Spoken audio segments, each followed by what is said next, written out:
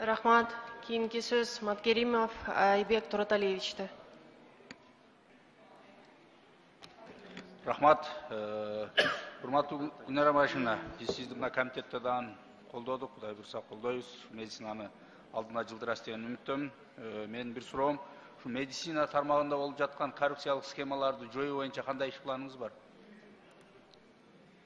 Урматтуу Айбек Тураталиевич, абдан жакшы суроо. Бүгүнкү күндө эң негизги приоритет болуп, азыркы күндө санариптештирүү, анан кийин цифровизация маселелери кирип атпайбы?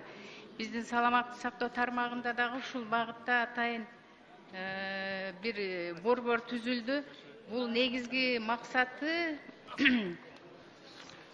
сиздерге бир аз түшүндүрүп кетейин.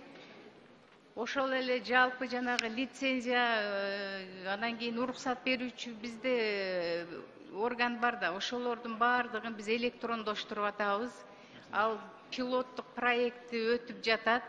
Ушул жерде дагы лицензия берүүдө бир коррупциялык тобокелчиликтик жолун бууганга жакшы аракет бул. Биринчиден, экинчиден, эч кимге жашыруун эмес, эмгекке жарамсыздык баракчалары боюнча, ар кандай справкалар боюнча дагы эл арасында нааразычылыктар бар. Ушулардын баардыгын бүгүнкү күндө электрондоштуруп, пилоттук режимден өтүп атышат.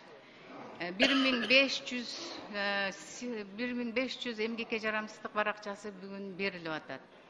Андан кийинки дагы биздин бир ушул коррупциянын жолун бууган бир маселеден эле жана мен айтып кетпедимби жана психоневрологиялык, наркологиялык учетто турбады деген справкалар бар. Бир топ справкалар бар, саламаттык сактоо ден соолугуна байланыштуу. Ушулардын баардыгын, анан бала төрөлгөндөгү күбөлүк, адамдардын кайтыш болгондогу справкаларынын баардыгы электрондоштурулат. Бул дагы бир жакшы механизм. Анан дарыгерлердин, жетекчилердин арасында коррупцияны жоюунун бир жолун мен ошол конкурстук негизде тандап алуу жол менен деп эсептеп көрүп турам.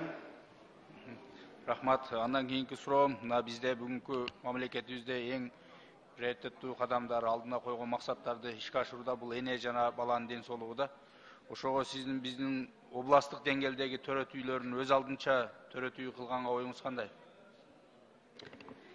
Айбек Тураталиевич, бул дагы жакшы суроо. Негизги приоритеттин бири энеликти жана балалыкты коргоо болуп саналат. Ошон үчүн бул максатта ошол төрөтүүлөрүнүн өз алдынчалыгы бир жакшынакай эффективдүү иш-чараны берсе, аларды өз алдынча дагы караганга менде каршылык жок.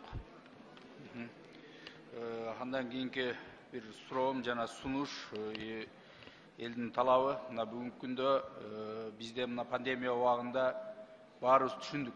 Бизге канчалык деңгээлде жугуштуу оорулар ооруканасы керек экенин, жана канчалык деңгээлде бизде ошол инфекциялык бөлүмдөр керек экенин, жана специалисттер керек экенинчи.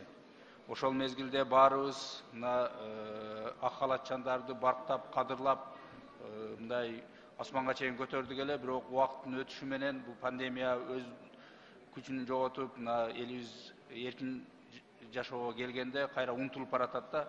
Мына 2020-жылы ошол кезде президенттин өзүнүн катышуусу менен кошо Сузак аймактык ооруканасынын инфекция бөлүмүнүн имараты бузулган. Мына 1 жылдын ичинде жаңы заманбап бөлүм курулат деп.